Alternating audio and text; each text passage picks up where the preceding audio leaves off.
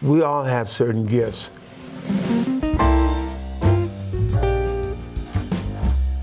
And the ability to discover that gift that you got and utilize it, I think it's just kind of a miracle. And I said that to young kids.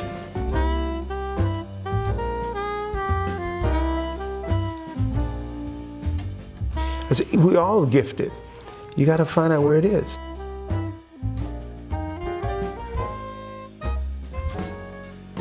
David, how did you take this picture and when was it taken?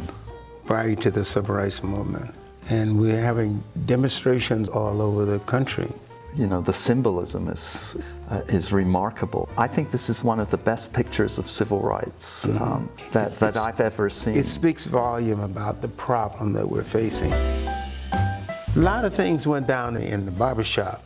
Guys would talk about gambling, would talk about the women. It's not a place you take your kids.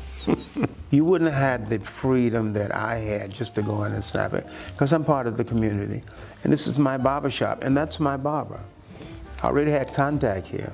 Right, so what allowed you to take many of these pictures is the fact that you were part of that community, which is why we feel so privileged to have your work here.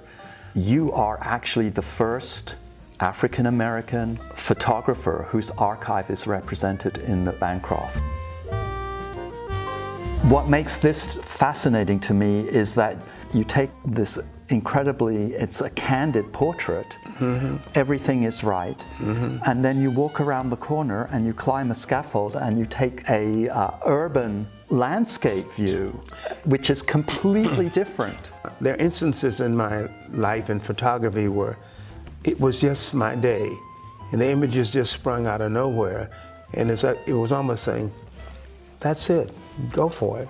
So can we say you were in the zone? I was in the zone. Yeah, that's really... We can say that. Yeah. Can we repeat that? You were in the zone. I was in the zone.